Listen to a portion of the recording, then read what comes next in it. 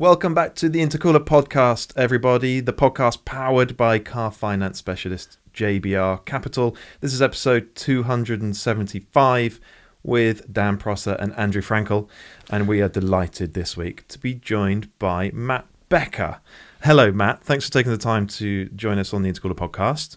Hi, thanks for inviting me. Matt, rather than me butcher it, can you explain who you work for and exactly what you do, what your job title is as well? Yeah, it's quite a long-winded job title, but work for Jaguar Land Rover. My job title is Director of Driven Attribute Integration. We abbreviate That's DAI. catchy, isn't it? It is. We recently changed the name because I was Director of Vehicle Engineering, which kind of made it wasn't focused enough in terms of what the pure role that me and the team do. So we recently changed it to make it more specific.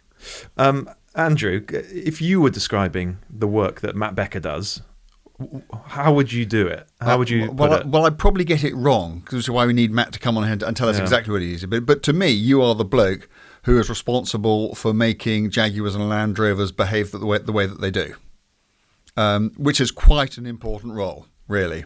Yeah. Is that sort of roughly getting it somewhere near the ballpark? Yeah, I think it is. It is to create a cohesive driven experience across all of the models, not just Range Rovers, Defenders, but actually the whole lot, Jaguars included. So if you think about the team that report into me, so I've got Vehicle Dynamics, we've got the Vehicle MVH team, we have Vehicle Capability and Dependability, which is fundamentally durability, robustness. Dependability fleet, which is circled all around the world, doing specific kind of road mileage testing. And on top of that, the all-terrain capability, so the off-road team work within that team as well. On top of that, I've also got the SV vehicle engineering team that do all the specials like Range Rover Sport SV and most recently the Defender Octa.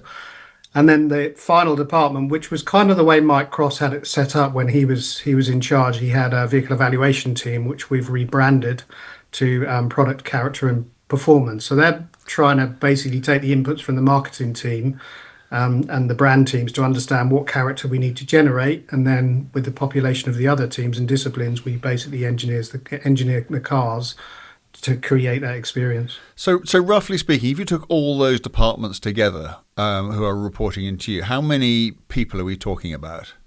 It's about 450 people, so it's fairly sizable team. And Vehicle Dynamics, MVH, and Vehicle Capability, Dependability, they're about 120 people each.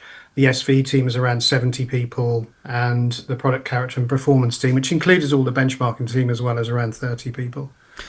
Matt, it strikes me that your working life has changed a lot over the years, because there'll be people listening to this who still associate you with a certain British sports car manufacturer in Norfolk, Lotus.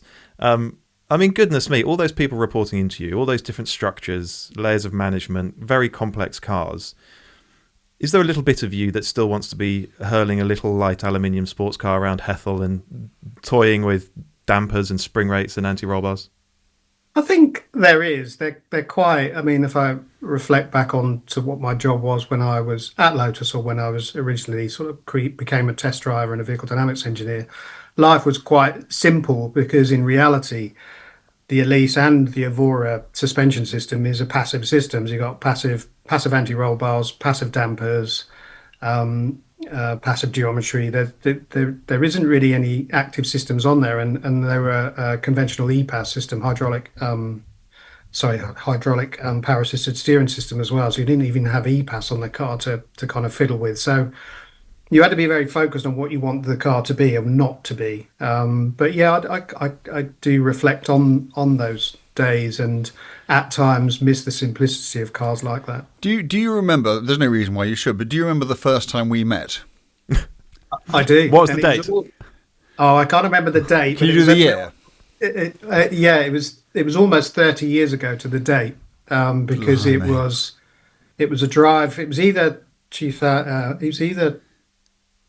2000 or no, it was earlier than that. It was 95, wasn't it? Was it 95? Yeah, so it was almost 30 years. Well, it was pretty much bang on 30 years ago. Yeah. You were the first journalist I ever was interviewed by, and I Oh, must admit I was pretty nervous at the time because we met at Millbrook, and you weren't allowed to drive the Elise, but what I was there to do was to give you a.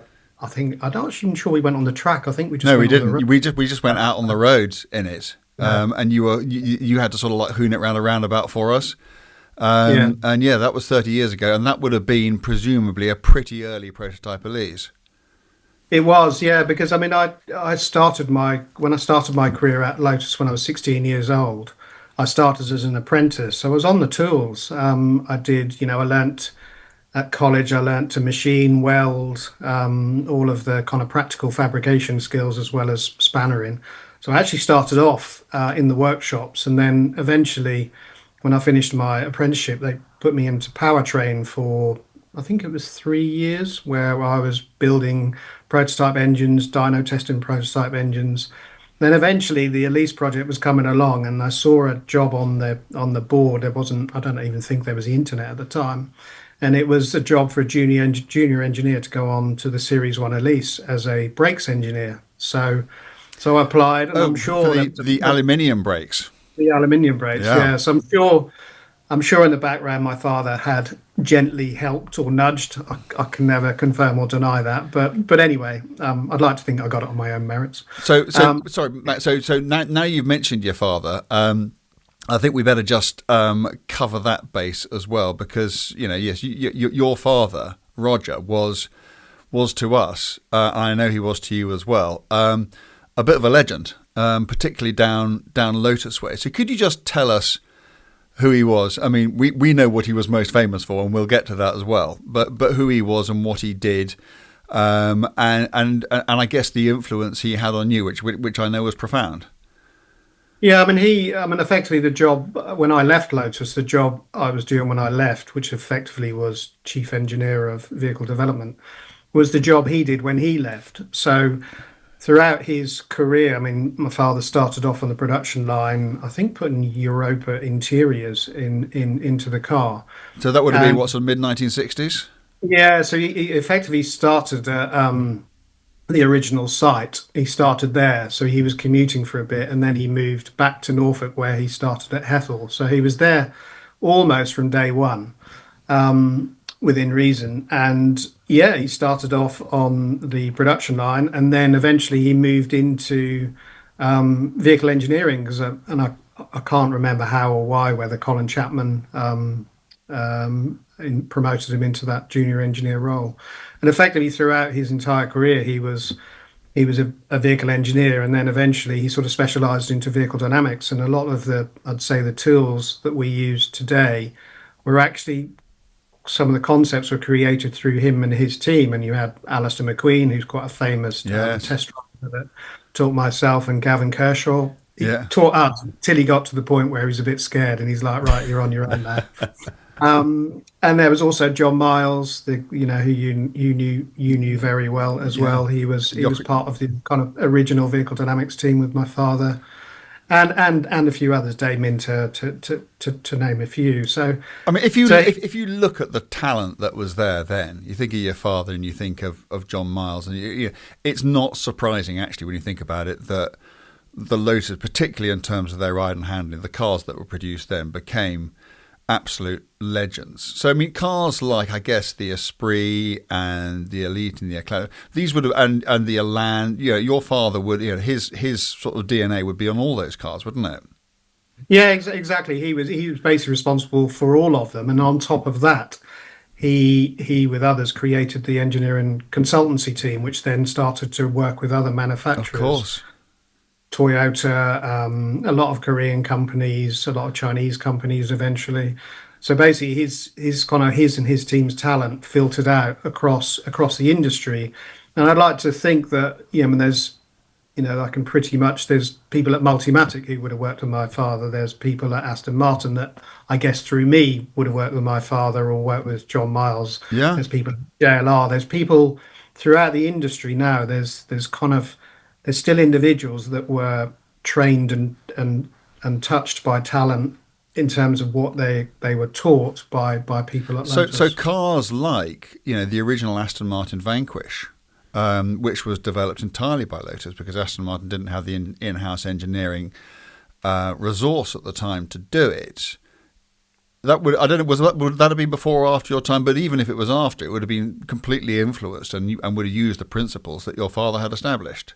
Yeah, exactly. I mean, John Miles was the lead on the dynamics development of the Vanquish. I was the young, silly test driver at times. I can remember being at Nardo with that car, and we wanted to crack the 200 miles per hour on that car, and it never quite got there. But I was the young test driver that was doing the VMAX runs at Nardo, and I remember one time we had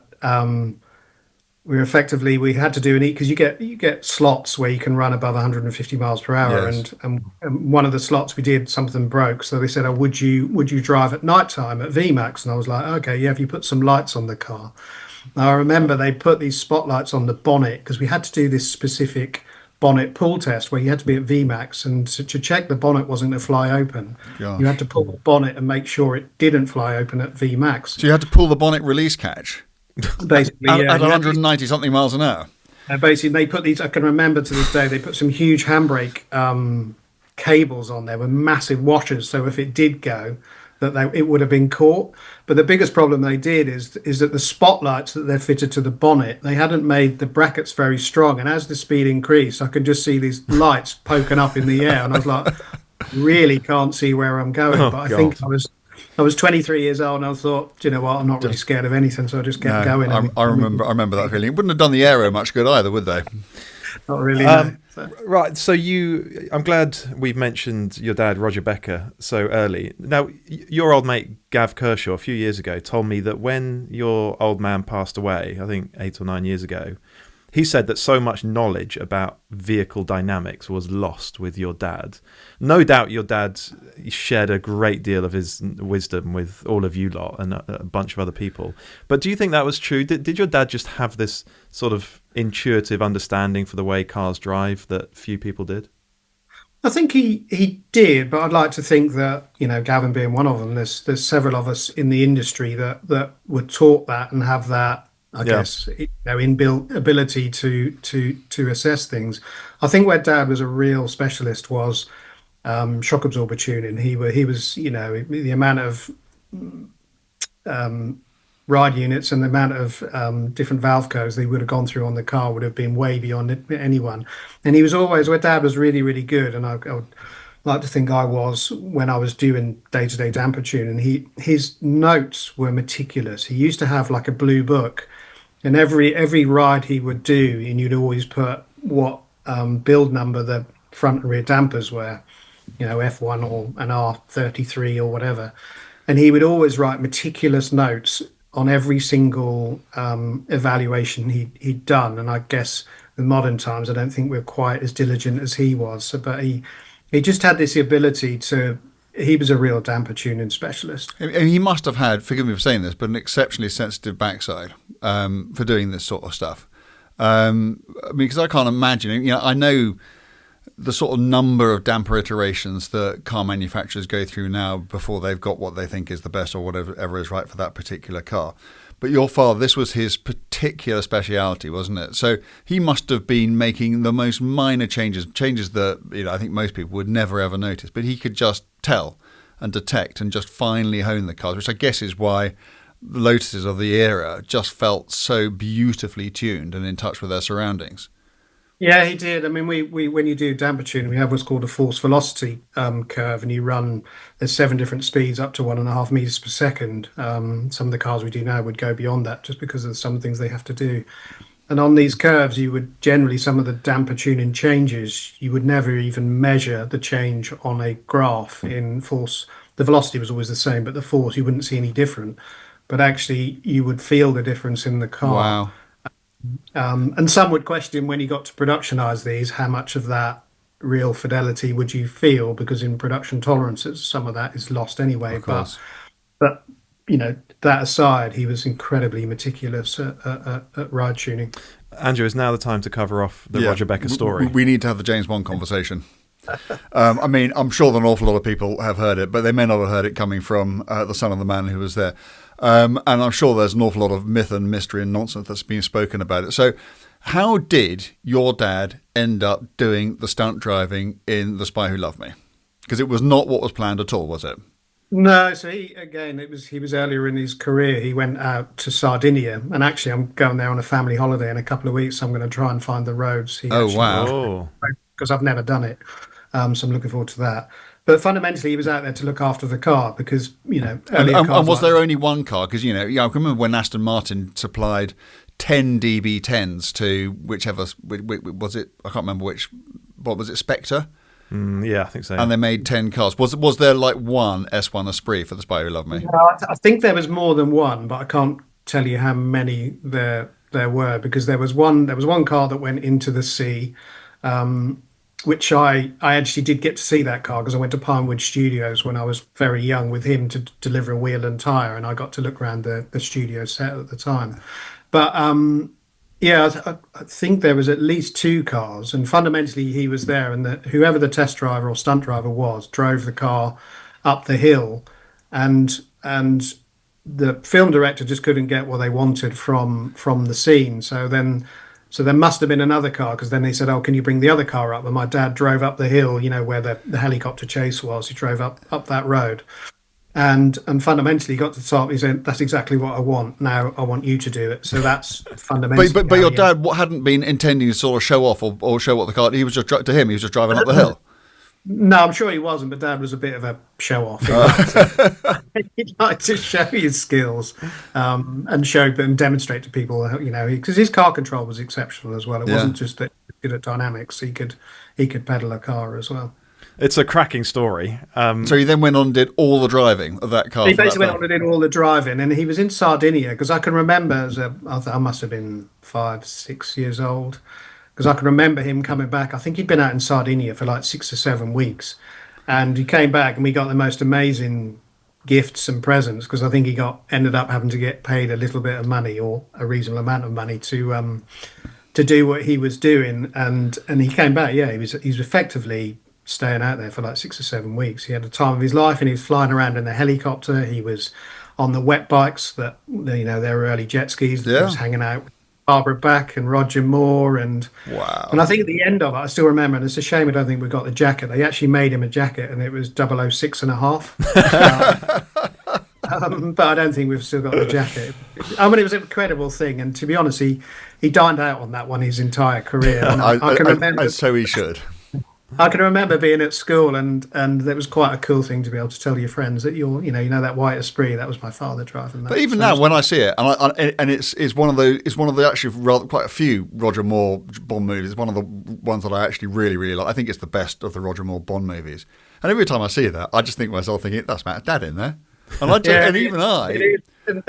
the pilot who was in the film, because I recently did an article for a Lotus magazine. And because he still get quite often asked about, can you take us through when your dad was in the Bond films? And yeah, absolutely no problem. And the pilot that flew the helicopter is still alive to this day. Wow. That's great. That's it's fantastic. There you go. So you spoke about your dad's driving ability there. And I've seen you drive. You're a hell of a driver. And I just wonder where that comes from. I mean, did either of you race when you were young, or is it just on the job? No, I think where we were all incredibly lucky, and to be honest, when I left Lotus in the end of 2014, I think the thing I missed the most was the test track. Yeah. I think, it's like any sport or any game. If you've got something on your doorstep, and let's be frank, driving Elises on or beyond the limit is quite a tricky thing to do, certainly the Series 1 Elise. Yeah. And we sort of had the ability, we had this test track on our doorstep that you could basically go out, because the job was the job, and you could go out and basically hone your skills on the track. And then, so something like an Elise, which is a difficult thing or car to slide, you then get into something like a BMW M3 or something that's got loads of power, limit slip diff and loads of lock. A car like that then becomes quite an easy car to slide around in. So I think it was, I remember when I was 17, because I thought I was a massive driving hero when I was 17. I only passed my driving test for 2 months, and I borrowed my dad's company car. And they nicknamed it Baby Becker Bend because you leave Lotus, and I went around the corner, and I thought, I know how to do this. I can do that. So I did a massive clutch kick in this 1.8 litre Carlton Estate, and the thing went so sideways so quickly that I hit the wall on the other side of the road, and I was like, oh no. So I'm not quite as good as I thought I was at that stage. But then I got the opportunity to Alistair McQueen, who was the chief test driver. I remember Alistair. Bow tie. Yeah, bow tie, and Yeah. the most gentle, calm, relaxed individual you will ever meet, and certainly behind a wheel. Awesome And car control.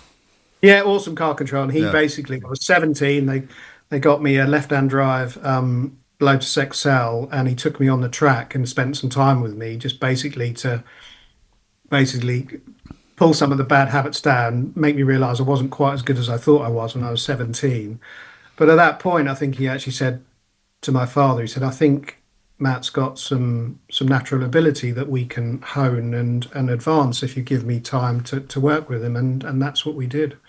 Wow. And I know, and I have a specific reason for that. I know you didn't race when you were young, because I can remember bumping into you in a scrutineering line at Snetterton for some, God knows what I was racing there, but we were in. And I can remember going up to you and saying, "Oh, hello, Matt, how are you? And what are you racing?" And you went, "I'm in a Ford Fiesta." And I went, "That's a bit sort of." I would have thought you might be something a bit more senior than that. And you said, "I've never raced a car before." we were in your first race, but I was in too. Yeah. And how that came about, I was out on a night out with a friend in Norwich, and his friend that was racing at Snetterton the next day phoned up, and I think it was about 10 or 11 o'clock at night, and said, "Oh, I've been let down for this race. Have you got a race license and a racing seal?" I went, yeah, I've got that.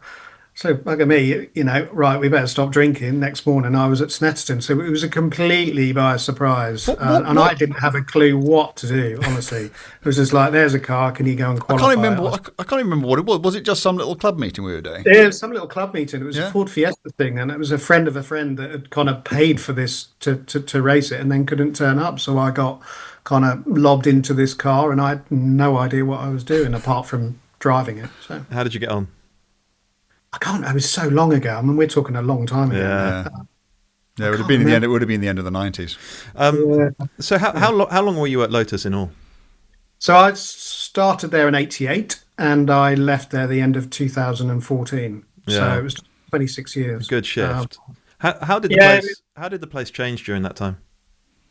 Oh Christ! I mean, Lotus is always through a cycle. Yeah. It was constant. I mean, I have to thank Lotus and the opportunity, because it made me the person I am, and it made my career. As I said, I worked with some absolute legends. We were taught, how to get shit done, because you didn't have a massive scale of an operation. Everything was always a panic. How do you get the next car out to get more money in? And that's where certainly the consultancy projects, although I didn't always like the places I was getting sent around the world and always liked the projects I was working on, but that also really shaped you as an individual as well, because you have to work with the engineers that had hired you to do the projects for them and work with them and teach them your skills as well. Yeah, and it was crucial for the business, wasn't it? It was, yeah. So when the car side wasn't doing very well, the consultancy side was supporting it. And then when the car side would do better than the consultancy side, because you had an amount of people. Of course. And then you had to kind of displace those, or put those people onto the most important projects at the time, either being Lotus Cars projects or Lotus Engineering projects. I don't know if you're allowed to talk about any of this stuff at all, but do you have any favourite Lotus consultancy projects that you worked on? I guess one of the cream ones was actually the XKRS Jaguar. Oh. The first. Yeah, so because it was interesting, I ended up, because I knew Mike a bit anyway, because actually Mike had tried to hire me many years ago. So this is for people who don't know. This is Mike Cross, who is an equally legendary sort of chassis engineer, and the man who I guess you ended up replacing when he retired. Yeah, basically, yeah. So he basically, we'd met, and he said, "I want to do this XKRS project. We don't have the capacity within the vehicle dynamics team, also I was told. Can you do this project for us?" So yeah, I think it was 2007, because it was just before I started on Avora. I spent a year or 18 months doing this XKRS project, which was it was a really enjoyable project, because I got to see how a company like JLR at that time was working, and yeah, it was a fun And you got project. to smoke about in 5-litre supercharged Jaguars. And is Yeah, it? basically, I had one. I had a blue one for like almost 18 months, and I thought this is incredible. So So I'm really interested to know how you've honed your skills and your engineering capabilities on little, often mid-engine sports cars. Now you're presented with a 500 horsepower heavy saloon. Does it just translate, or do you really have to rewire your brain to do what you need to do? no, I don't think it does translate. I mean, and if you talk about the types of cars I'm working on today as well, Yeah, yeah, yeah. is you generally, if you've got a brief in your head or working with a marketing team as we do, and or uh, product owners, if you've got a brief of what you want to do, and it really is, it's a balance of the direction you take the car. If you want something, more sporty, you go this direction; more comfort, you go this direction. But so it really is. You just have to have a strong brief. And the way I always worked, not generally on consultancy projects, but certainly at Lotus and at Aston, a little bit at JLR, is I would always go into the design studio and work with the lead designers and visually see the car and think, okay, well, what is the core benchmark car we're going to go up against? What are their qualities and what are their, not so good qualities? But also the visual look of a car and how do you turn that into a feeling of a dynamic feeling when you drive the Wow. car? Well, so a car should always behave as you would expect it to behave given its appearance. Exactly. Yeah, exactly. So no car should ever write a check visually which is unable to cache dynamically. Exactly. So if you look at a pure GT car, but it drives like a very stiff race car, well, that doesn't work, does it? Yeah, sure. You can, and working with, I've always had this strong relationship with the lead designers, and I think that really helps because they're a very creative bunch, and they can articulate in words what the car visually is trying to do, and then we can articulate in words and engineering terms what you're actually trying to get the car to feel like when you drive it. Yeah. Wow. God, I'd never thought that would be on your radar at all, but when you talk about it, it makes perfect sense. Yeah. So you mentioned Aston Martin there. Now, between Lotus and JLR, there was a stint at Aston Martin, presumably another huge learning experience. Yeah, it was. I mean, I started there at the start of 2015. It was Andy Palmer who was the CEO. He'd actually, to be honest, he'd actually tried to get me to go to Nissan to go and work for me at Nissan, for him at Nissan.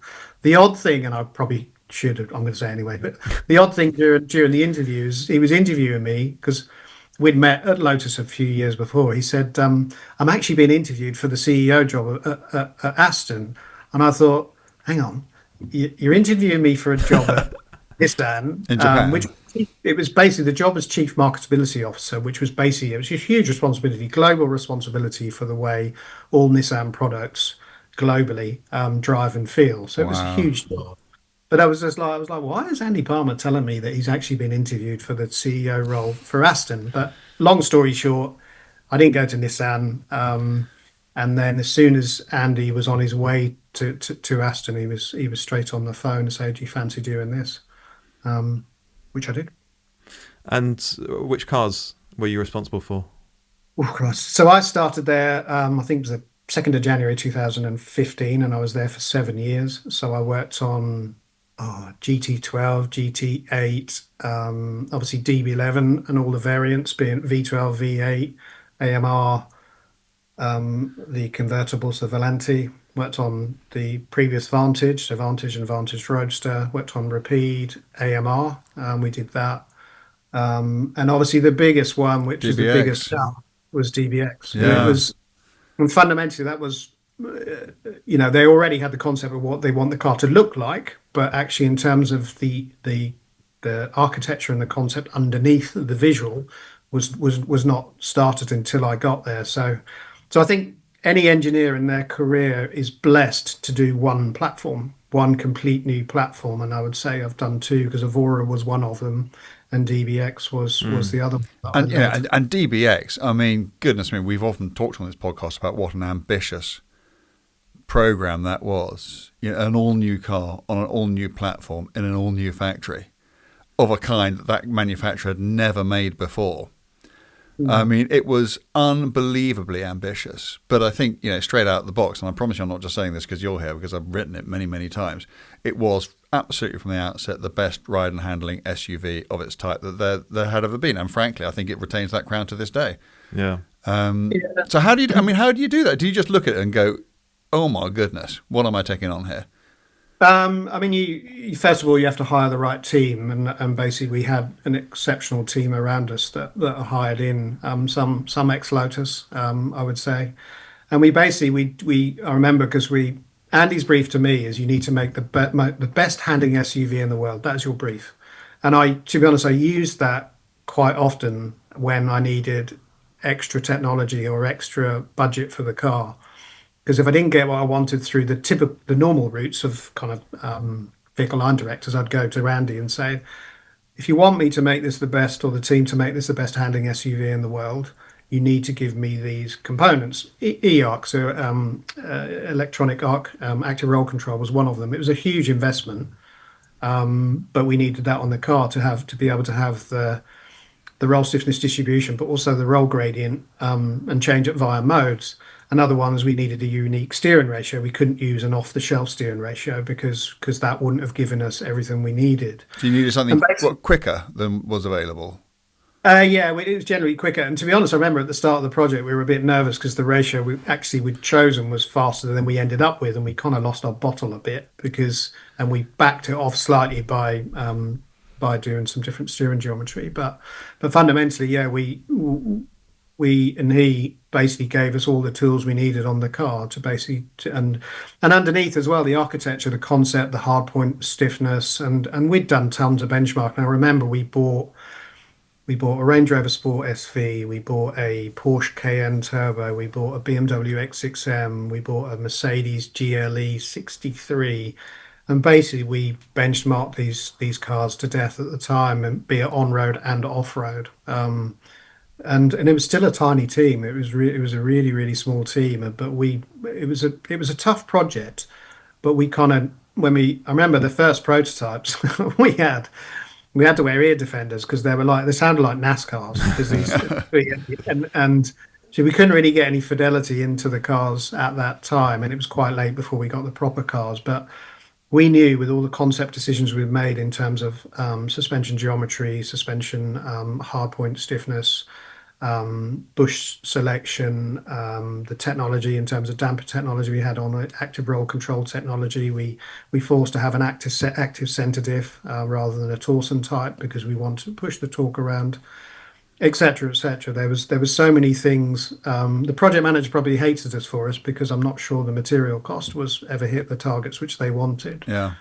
But 100% the car hit the brief and I think it still is to this day one of the best handling SUVs in the world. So what I found it's very interesting, the best handling SUV in the world. But I mean, you could probably have kind of done that much more easily than you did, and the only price we paid was that the car would have a terrible ride quality. Because what's always struck me about as being so difficult with a car like that is you're not just dealing with a lot of mass, you're dealing with where that mass is.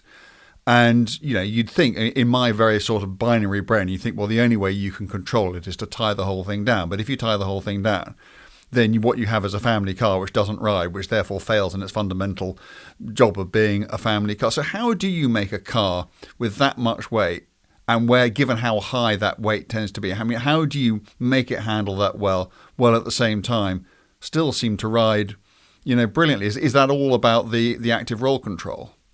Well, the active roll control is what gives you the ability to change how much roll stiffness you have according to different modes. And you'll see, so in comfort mode, the car would roll more, obviously, than if you're in Sport Plus, if I remember my modes correctly from that car.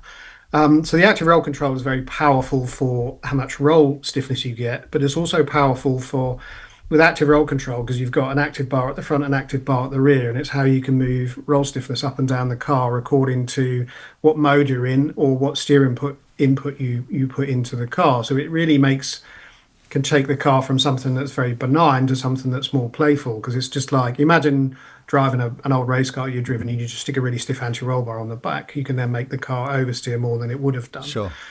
And a lot of the adaptive systems, and you talk about my kind of simplistic early days at Lotus where everything was passive. Mm. Now most systems on nearly all cars now are adaptive systems. So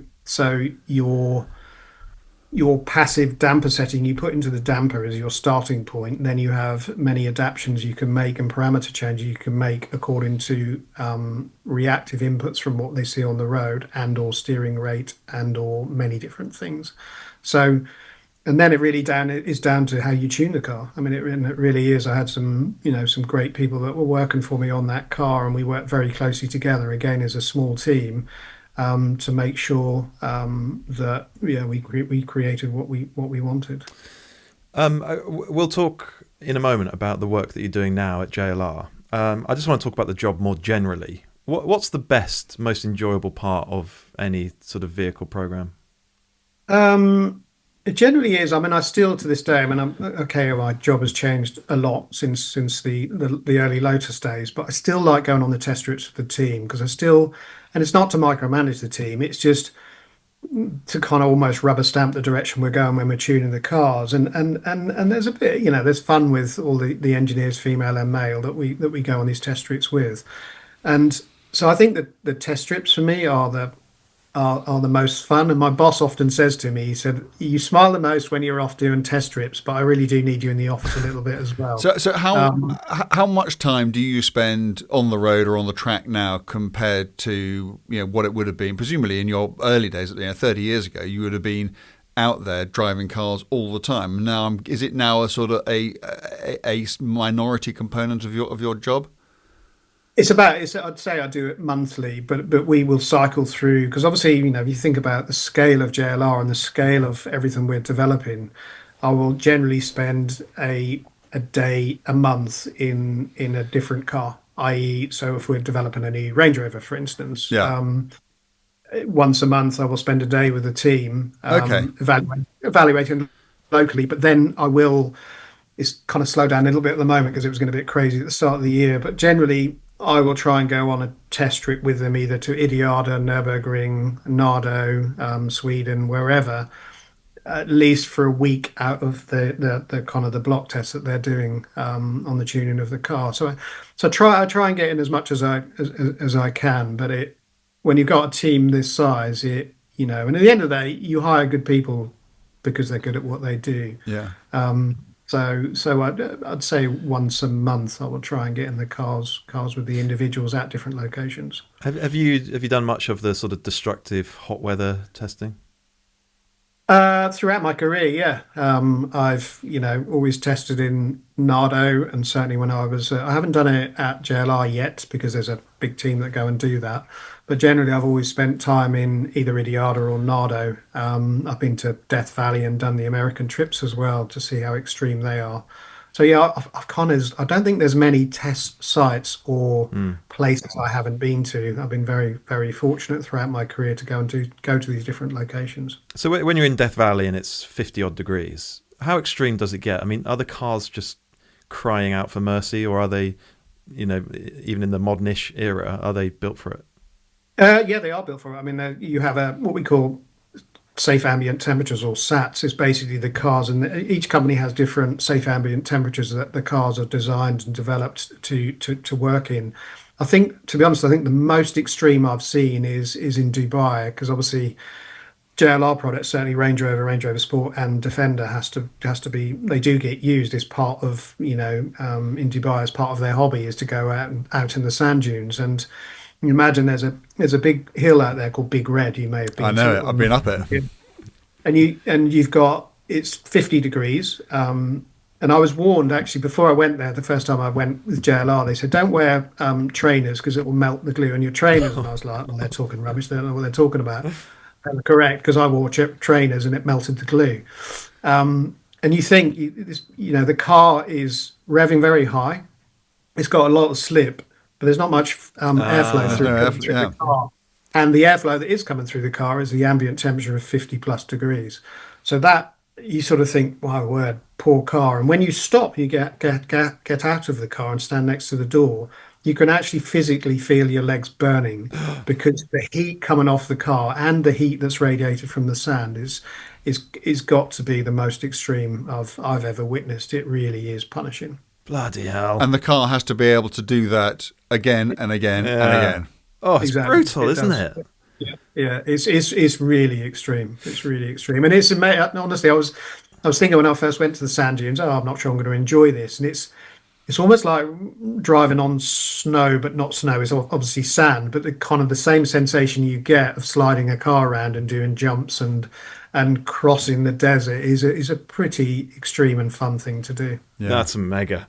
And do you think it was the work that you did with DBX that caused JLR to come knocking, or had they been sort of sniffing around anyway? I don't know. I guess I've got a reasonable reputation in the industry, so for what I've done before, a very, very, very good reputation. Yes, my capabilities, and I think it was at the point that Mike was retiring, and they thought, who could we go and talk to, and I think, according to what I'm told, I was the only person they were talking to. I may be wrong, but obviously the job I'm doing is slightly different. And I think because I've come from smaller companies and I've always had this ownership thing where I want to own the team that develops a solution rather than passing the problem or the criticism to the other team, is I set it up slightly differently, where Mike Cross didn't have responsibility for, he had overall responsibility for the character and performance of the feel of the car. He wasn't owning the teams that actually developed the solution. So I've done it slightly differently. I'm not saying his was wrong and mine is right. It's just a different way of doing things. So are you, is the new electric Jaguar one of yours? Yeah. Basically, I cover everything. So anything that comes out of JLR comes under me and my team's responsibility for the way it drives and feels. So how does technology, and I'm not talking about the tech that you put on the car, I'm actually talking about the tech that gets applied to the design before the car gets built. Has the development process been abbreviated because of how much can be done in the virtual world before ever and do you get involved with that?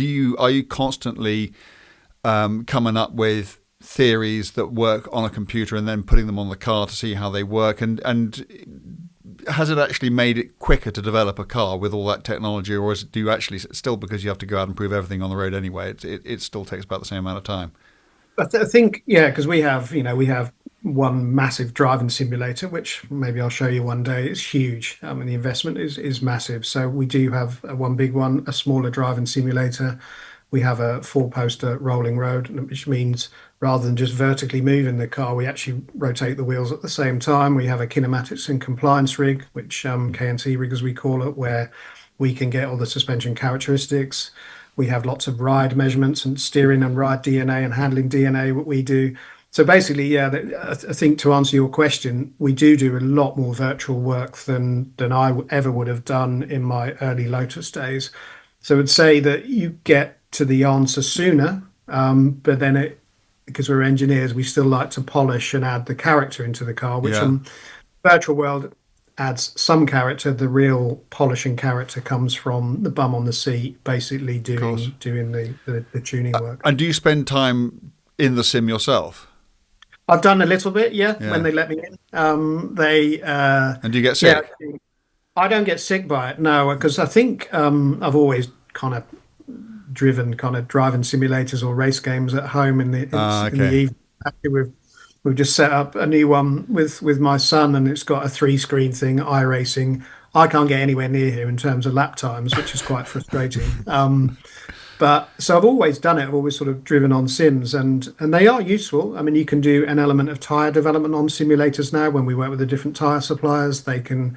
So basically, you will chunk blocks of development into the virtual world, but then the real, as I said, the real character and the real glue that comes together at the end, I think, it still comes down to the human interface. Can you just talk a little bit about tyre development? How different is it if you have a manufacturer that you're working with, and they produce a tyre which is specific to that car and has been tuned around that car, despite the fact that it may have the same name as something you can buy off the shelf and have the same dimensions? Would that be a very different sort of tyre? And how does that process work, and how much better would it be than a just off-the-peg item? Yeah, I mean, throughout my entire career, all the different tyre suppliers I've worked with, and we've generally always had bespoke tyres for the cars, and that hasn't changed since I've gone to JLR as well. It really is down to we've got a tyre test team, tyre development team, which are basically, because the scale of what we do, we actually have to have a separate tyre team that understand from the vehicle dynamics integration team what characteristics they want. But this tyre team is off working with the tyre suppliers, evaluating different constructions, different compounds, working together with them. And generally with tyre development, you'll have probably 4 submissions of tyres, and the process is about 18 months. To do it quickly is 18 months. And each of those submissions, you will get a range of different tyres with different constructions, different compounds. Compounds you normally fix quite early on in your development because there's many different compounds, but you have to now with EU7 and the regulations coming towards us makes it even more challenging. Is roller resistance is a big thing for range and efficiency, and also noise is a big factor as well. So the compounds you end up fixing quite early. The construction is something that we you keep iterating, and generally, like any development, you start off here and then you slowly come into the kind of pinnacle of what you want, and then you go through a production phase where there's no point developing a tyre that works just as a development tyre. They need to productionize it as well to make sure that solution you've got is productionable within the tolerances that they can produce it to. And you also presumably, particularly with a company like Land Rover, which has cars selling at a wide range of different price points, you have to make sure that the car is still safe and will still behave as it should when an owner wears out its tyres and just goes down to Quick Fit and sticks the cheapest things it possibly can on them. Yeah, you do. And stability systems have a bandwidth of what they can, because obviously all the stability control systems that we develop as well, working mainly with Bosch, is basically they do have a bandwidth of what they can cope with. But generally, what we always recommend, you buy the manufacturers for any car, for any company, you always buy the manufacturer recommended tyre is for a reason, is because we've spent, 18 months, 2 years, if not longer, developing these tyres specifically for your car. And you have to think with JLR as well is in my Lotus days and to some extent the Aston, not DBX, the car was just on about, on road, on track, at different mu levels or surfaces. We didn't really worry so much about winter because if you wanted to drive an Elise in the winter, there's winter tyres you can put on it. But basically, with all the JLR projects and products, they have to be able to go to Dubai. They have to be able to go to on-road, wet, mud and ruts, rock crawl. I think I've mentioned sand, snow. They have to be able to do all these different things. So you can imagine the test team, the integration team, are here, there, and everywhere, making sure the integrated performance of the car works on every surface possible. That is complicated, isn't it? Now, I'm fascinated by the change of technology that is applied to the car. So you spoke about the days at Lotus with passive systems, springs, dampers, anti-roll bars, moving through to adaptive dampers, rear wheel steering, multi-chamber air springs, active anti-roll bars. Now we're into a new generation with the systems fitted to the Octa and I think the Range Rover Sport SV. Very, very trick hydraulic interconnected suspension systems. Which work. I mean, I drove the Octa. I was lucky enough to go to South Africa at the beginning of the year and spend a couple of days properly mucking about in it. It's unbelievable. The bandwidth, the breadth of ability that has brought. I completely interrupted you, Dan. I'm sorry. No, well, I'm glad you made the point because it's fascinating to see how the technology evolves. And do you welcome it? Do you love it when someone proposes an entirely new way of doing things to you? I do, as long as we choose the right technology for the right. What's the desired output for the car, i.e., character, bandwidth of what the car needs to do, and the Octa is a good example of where this has really worked. I mean, the bandwidth of what those dampers on the 60 system can deliver is huge. It's double what you can on a conventional on the system we use on Range Rover today. So, and the reality of the reason why you want that, certainly on an Octa, is when, and you got to drive, Andrew, on many different surfaces, but there's even more extreme surfaces that the car. I mean, we went to a place called Lotus, which is down in France, happens to be in the middle of a vineyard, which had nothing to do with it. and it's where Dakar and World Rally cars test down there, and the extreme events that the car was put through during its development, again by the great team that were doing the development, was great because the dampers had this bandwidth, so when it would recognize when the car was flying through the air, and it would prepare the dampers as the car was to land. Yeah, and that wasn't just marketing speak; it does actually do it before anybody else. So it basically, and again, it really works on that car. And if you're smashing down a fast gravel road, and we have some really good ones actually at Gaydon, where there's some big single wheel inputs. Again, the reason why you need all that damping force available to you is as the wheel gets smashed up into the wheel arch, that the damping force is there to be able to control it and grab it and not cause any issues. So I do welcome technology. I mean, there's one thing we haven't really mentioned, which again was new to me going to JLR, was rear steer, and the benefits of rear steer. Not just the DBX didn't have it, did it? It doesn't have it. No, and again, it was one of these choices that, to be honest, at the time we couldn't afford to have it. And the power of that system is huge, and it's not just about maneuverability and stability; it's how you add the agility as well, and again, how you can do that via different modes. So there's so many levers now with adaptive systems that we can pull. The difficult thing is you can take yourself on the wrong path, and again, that's where the regular drives that we do together as a team is to make sure we're taking the car down the character or the path we want to select. I mean, I've got a Range Rover as my current long-term car, and the rear steer on that is its ability to turn an absolutely enormous car into something which feels completely manageable. You don't have to worry about where am I going to turn this around, or how am I going to maneuver this through town, or how am I going to park it, or anything. It just does it for you. And to me, as a sort of real world kind of reality thing, which actually matters to people so much more than seeing that line on a specification sheet, it's transformative for the car. Yeah, it is. I mean, you imagine going into you're manoeuvring around in a multi-story car park. I mean, these are not small cars. No. And I must admit, I have a Range Rover as a company car, luckily, and fortunately, and the maneuverability and the ability, because you think, well, how am I going to turn this thing around? And then once you get used to it, and you don't need a 3-point turn, it just turns around almost on itself. I mean, the turning circle is just over 10 meters. It's pretty. Wow, that's nuts. So this technology, it continues to evolve, and these days the likes of Porsche and Ferrari are fitting dampers that are active, so they actually apply a force back into the wheel. Have you had a look at these systems? Yeah, I mean, active suspension is the next.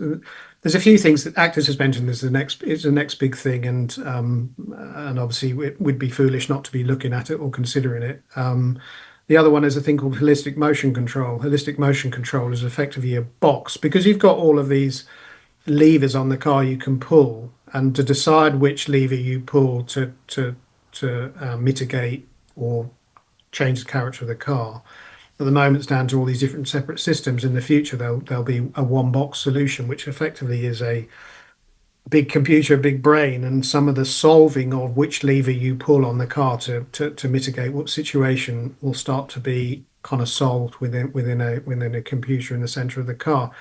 I have to say that some of that does make me feel a bit nervous, because it's just like, well, then how do you add the character to the car? And it's very early stages at the moment of holistic motion control systems of how we actually interact with those and add the flavour into the car. There's so many different things coming towards us. I mean, we're quite lucky is winter every year, or the winter season every year, we go and visit the different suppliers up in the Arctic Circle, where they demo to us their latest technology that's coming towards us, and then we can sort of either decide to do some of it ourselves, or to think actually these systems are really good and be really powerful in terms of what customer experience we want to generate.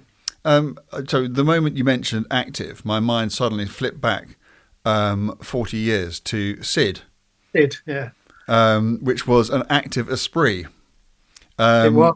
Which I once saw sort of languishing outside round the back of Hethel, looking rather sad for itself.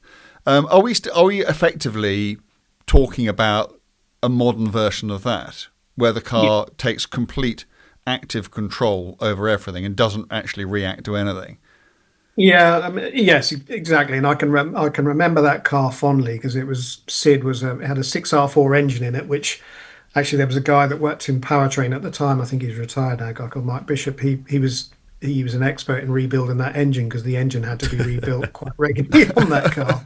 And that car was incredible for its time 40 years ago. What that car could do I never got to drive it because I think I was too early in my career to have the opportunity to, but certainly watching George Howard Chapel and John Miles work together on another famous name, George Howard Chapel, work on that car together, and it had rear steer as well. It was full active suspension rear steer. It was a hydraulic front rack. I can't remember what the rear steer was. I assume it was hydraulic. I can't remember. And it never went any further because it was too expensive to develop and too complex, too heavy. I think too expensive to develop further. And it was always there as a demo vehicle. But it's just, to me, like, if you've reflected on it, that was 40 years ago. Lotus on this. That's amazing. We were talking. Dan and I were talking on a previous podcast. I just remembered there was a system on a Mercedes S-Class which had a camera which looked at the road ahead of the car and would then sort of program the suspension to react to whatever was coming its way. And I don't know whether they still use it and they talk about it, or whether it's gone away. Are those sort of systems? Are they happening? Are they going to happen? Is there anything to be said about them? Yeah, I mean, they do still use it because we actually recently benchmarked one. Okay. So they are, yeah. I can't remember. They call it. Can't remember their name. They call that system, but yeah, fundamentally, you can imagine now as we go forward, there's so many cameras on the cars. Yes. That can actually scan the road and scan the information, and they can shoot that information either straight into the car or up to the cloud that can then connect with the car that's behind you to say, well, actually, there's a pothole there or there's a speed hump, therefore prepare the car in a different way. Wow. The integration of all these systems is going to be hugely challenging, but also hugely powerful if you get it right.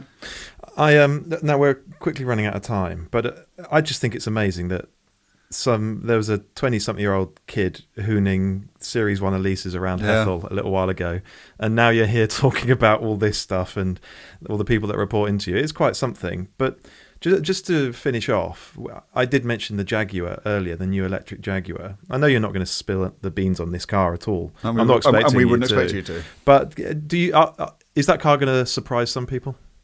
I think it will, because it's not a small car. Obviously, you've seen the images of it and the models, but the way it drives is something that feels a lot smaller than it looks. And again, that's the integration of the systems we're putting on the car. And obviously, I can't spill the beans too much, but I'm not concerned about the way it drives at its present state of development. And in fact, I'm actually quite encouraged by the way it drives. And what do you drive when you're not doing your job, or is the job so all-encompassing that you're always required to be in something, or do you have something sort of tucked away which you can just go and have a hoon in at the weekend? I don't at the moment, but I'm still trying to find the perfect car for me to. Is the perfect car by definition always the next car? Yeah, I think it is, but I think, because when people ask me what's the best car you've ever developed, I always say the next one. Yeah. Although I think as compliance and regulations are getting tougher and tougher, I'm not sure that's always going to be the case now. Obviously, we will always try our hardest and do the best job we can to create the best experience for the customer. But as time moves on, with all the regulations coming towards it, it is getting more and more challenging to create real character and flavour. That is our job to do that. But yeah, so I mean, basically, in terms of what do I drive, I generally have a Range Rover. I'm very lucky to have one. But we have tons of benchmark cars at work, probably a fleet of like 25 cars. So you've got to be driving them all the time, haven't you? Generally drive all of the time. I haven't bought myself my own car yet. It will be something which includes a manual. Good. They start with a 9 and end with a 1. Oh.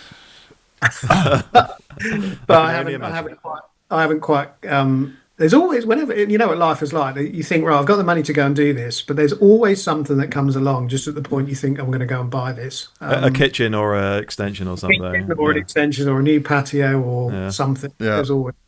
So. There'll be time. Matt, that was a really, really fun chat. We appreciate you taking really the time. Interesting and insightful too. The time to come on, some cracking stories. To everyone watching or listening, please just follow the show. If you're watching on YouTube, hit the subscribe button. If you're listening to this as a podcast, just follow the show. Matt, that was great fun. Thank you. And we look forward to catching you again soon. Thank you. Cheers, Matt.